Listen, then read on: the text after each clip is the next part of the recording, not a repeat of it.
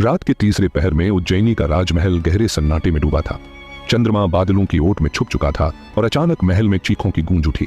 जब राजा विक्रमादित्य अपने कक्ष से बाहर निकले तो उन्होंने देखा उनकी प्रिय पत्नी रानी पद्मावती गायब थी। बस फर्श पर एक जलता हुआ निशान था, मानो कोई अग्निशिखा आकर उन्हें उठा ले गई हो। तभी एक विकराल हंसी गूंज उठी और आकाश में आग की लकीरें उभर आईं। यह दंबिकासुर था, पाताल लोक का सबसे शक्तिशाली असुर। उसकी गुफा अंधकार के गर्त में थी, जहां से आज तक कोई भी जीवित नहीं लौटा था।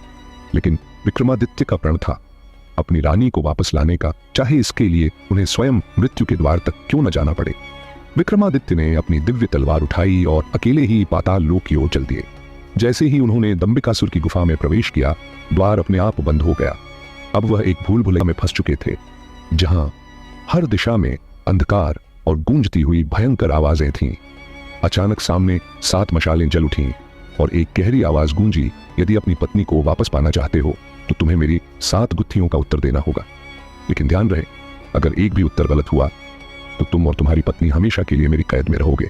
एक विशाल दरवाजा सामने प्रकट हुआ, जिस पर लिखा था, जो मर चुका है लेकिन फिर भी जीवित है, वह क्या है? विक्रमादित्य ने कुछ क्षण सोचा और उत्तर दिया, यश, जो मरने के बाद भी लोगों की यादों में जीवित रहता है। दरवाजा गर्जना के साथ खुल गया और विक्रम अगले कक्ष में पहुंचे।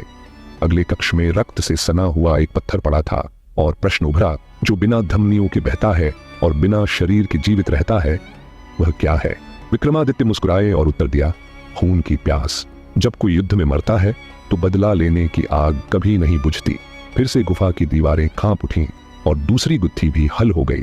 अब विक्रमादित्य एक ऐसे कक्ष में पहुंचे जहां हर ओर दर्पण लगे थे, लेकिन उनमें उनका प्रतिबिंब नहीं दिख रहा था। प्रश्न था, जिसे देखो वह वैसा ही बन जाता है। वह क्या है?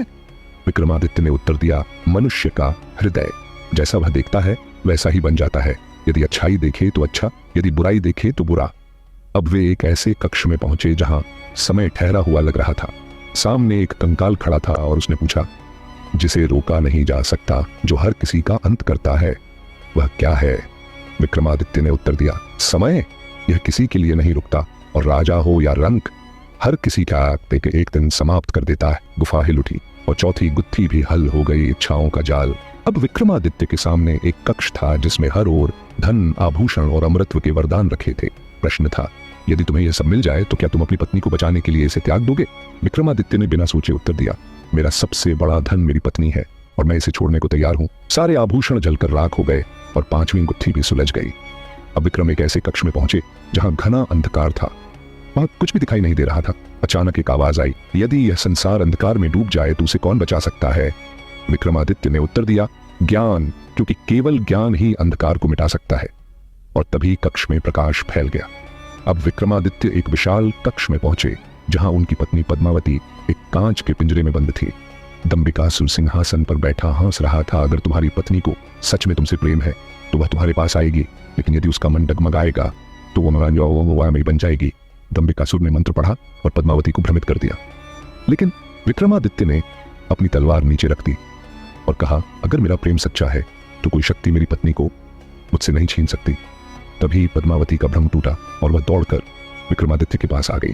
7वीं गुत्थी भी हल हो गई। दंबिकासुर क्रोधित हो गया। उसकी आंखें आग की तरह चल उठीं और उसने विशाल गदा उठाकर विक्रम पर प्रहार किया। विक्रमादित्य ने अपनी तलवार से वार किया, लेकिन दंबिकासुर अमर था। तभी विक्रम को याद आया, भय ही उसकी शक्ति है। उन्होंने हंसते हुए कहा, दंबिकासुर, तेरा अंत निकट है, क्योंकि अब कोई तुझसे नहीं डरता। यह सुनते ही दंबिकासुर की शक्ति क्षीण होने लगी और विक्रमादित्य ने तलवार से अंतिम वार किया। दंबिकासुर चीखता हुआ राख बन गया। विक्रमादित्य ने पद्मावती को गले लगाया और उज्जैनी लौट आए। पूरी प्रजा ने उनका स्वागत किया और यह कथा अमर हो गई, क्योंकि सच्चा प्रेम, साहस और बुद्धि हर अंधकार को मिटा सकते हैं।